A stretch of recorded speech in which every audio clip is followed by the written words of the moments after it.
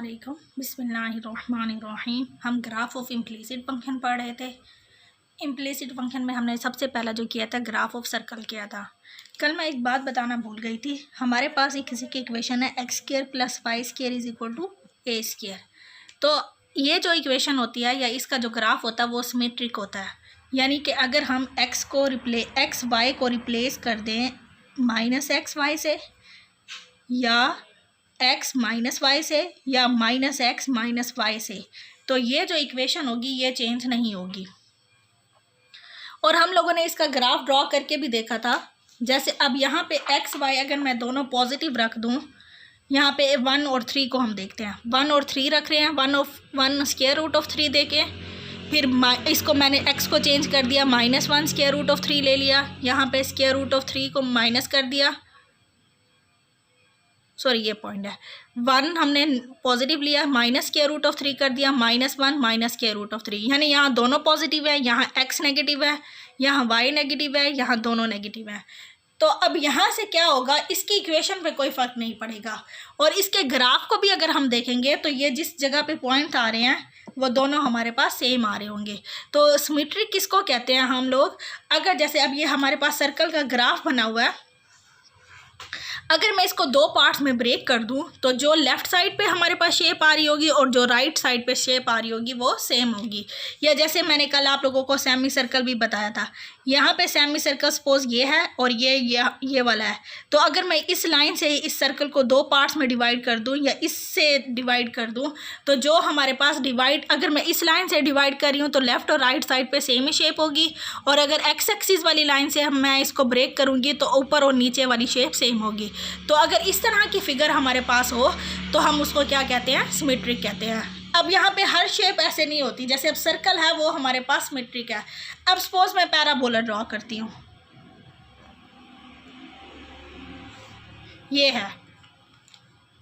अब अगर मैं इसको एक्स एक्सिस से ब्रेक करूं तब तो हमारे पास दोनों जगह पे सेम शेप आएगी, यानी ये वाला पार्ट और ये वाला पार्ट सेम आएगा।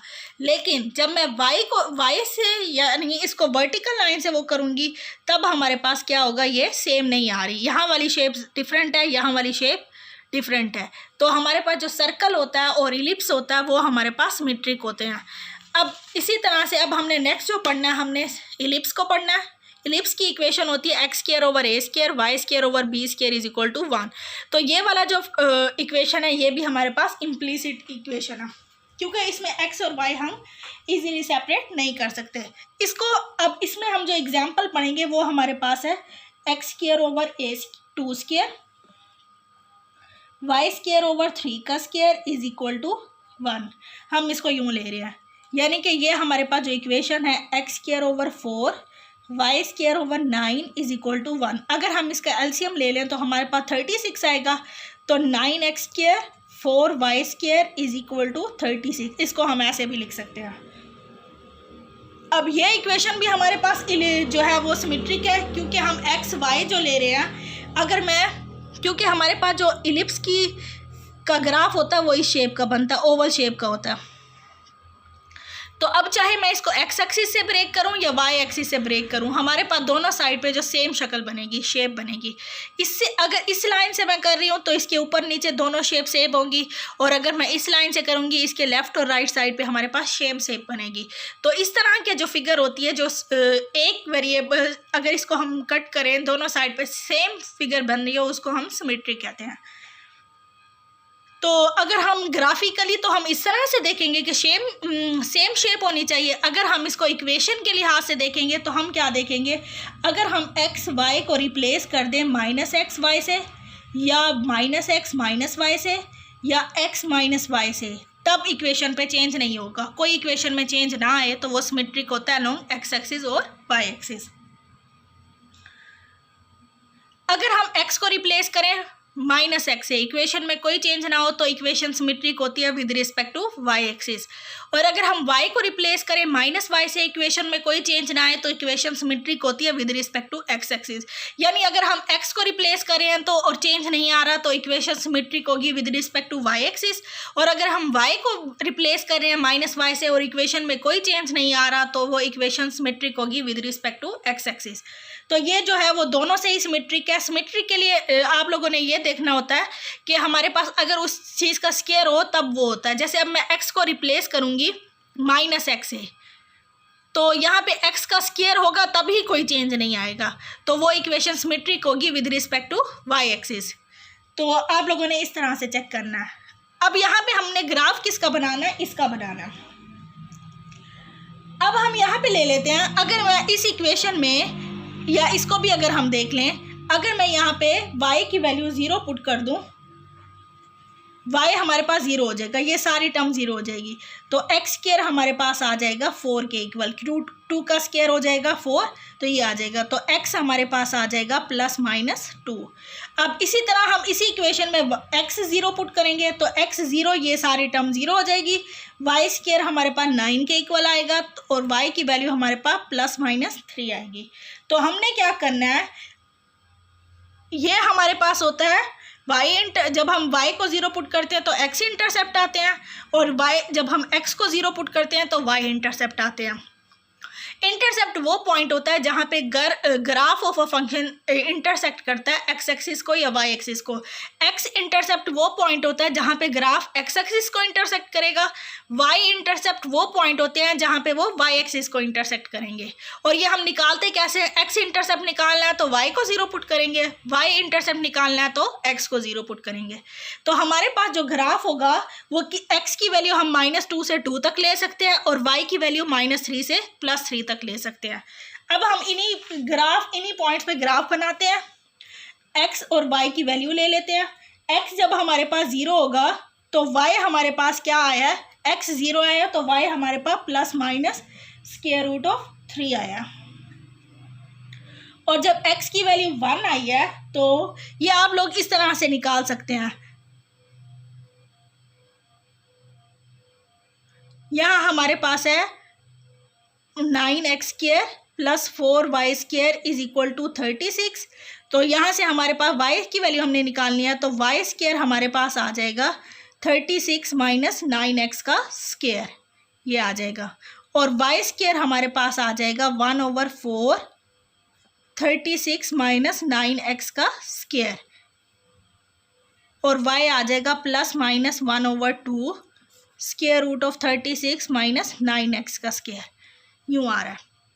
अब आपने इसमें जब 1 पुट करेंगी तो हमारे पास जो वैल्यू आ रही है वो आ रही है +-27/4। ये आप लोगों ने कैसे निकालनी है, एक वैल्यू मैं निकाल के बता देती हूँ, ये हमारे पास कैसे आई है। ±√4 का मतलब है कि 2 ही है, ये आप लोग इस तरह से भी लिख सकते हैं, या इसको ग्राफ को हम इस तरह भी इस इक्वेशन को लिख सकते हैं 36 - 9x², और इसको 4 लिख लें, ये भी सही है, ये वाली फॉर्म भी सही है। अब जब मैं x की वैल्यू 1 पुट करूँगी यहाँ पे, तो हमारे पास y क्या आएगा, 36 - 9 हो जाएगा /4 ±। तो 36 में से 9 निकालेंगे वो 27 आ जाएंगे, 27/4 ये आ रहा है पॉइंट। और जब हम x की वैल्यू 2 लेंगे, यहाँ पे 2 पुट करेंगे, तो 2 × 2 = 4, 4 × 9 = 36, 36 में से 36 कैंसिल होके 0 आ जाएगा। और जब हम लेंगे -1 तो हमारे पास वैल्यू आ जाएगी ±√27/4, और -2 पे हमारे पास ये वाली वैल्यू 0 हो जाएगी।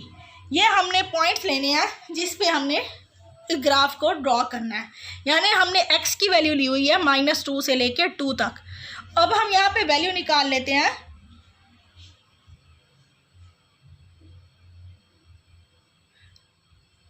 ये हमारे पास इस तरह का ग्राफ बनेगा। अब हम इन पॉइंट्स को ड्रॉ करते हैं। अब जो हमारे पास पॉइंट्स थे वो थे 0 पे हमारे पास +-3 आ रहा था, 1 पे ±√27/4 था, इसकी वैल्यू हमारे पास ±2.5 के इक्वल है, यानी ये जो स्क्वायर रूट है इसका आंसर 2.5 आएगा। 2 पे हमारे पास 0 आ रही है, -1 पे यही आ रही थी, -2 पे ये। अब हम इन पॉइंट्स को ड्रॉ करते हैं। x की वैल्यू -2 से लेकर 2 तक है, और y की वैल्यूज़ ये वाली है। 2 पे भी 0 है, -2 पे भी पॉइंट 0 आ रहा है, तो 2 पॉइंट्स तो हमारे पास ये वाले हो गए। और हमारे पास वन पे क्या आ रहा है, 2.5 भी आ रहा है और -2.5 भी आ रहा है। तो 2 अगर ये है तो -2.5 ये होगा पॉइंट, ये वाला पॉइंट हो जाएगा। यानी x की वैल्यू 1 और y जो है वो हमारे पास स्क्वायर रूट ऑफ 27/4 ये आ रहा है, तो ये पॉइंट हो जाएगा। और यहाँ से हमारे पास -2.5 ये आएगा, यहाँ पे x की वैल्यू 1 होगी, y की वैल्यू -27/4 हो जाएगी, ये आएगा।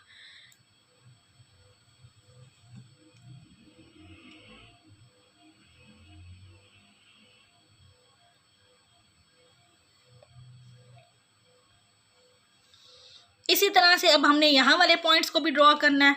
यहाँ पे जब -1 है तो ये बिल्कुल इसी जगह से ये वाला पॉइंट आ जाएगा, इस तरह से यहाँ पे ये आ जाएगा। और बिल्कुल इसी तरह से जब -1 यहाँ पे होगा तो ये आ जाएगा। तो यहाँ पे x की वैल्यू -1 है और ये आ रहा है -27/4। और जब x की वैल्यू -1 है और y हमारे पास प्लस में आ रहा है 27/4, ये पॉइंट हो गया। अब हम इन पॉइंट्स को ड्रॉ कर लेते हैं। तो ये जो हमारे पास होगा वो इस तरह का कोई शेप बनेगी, सॉरी इसी में से आना था।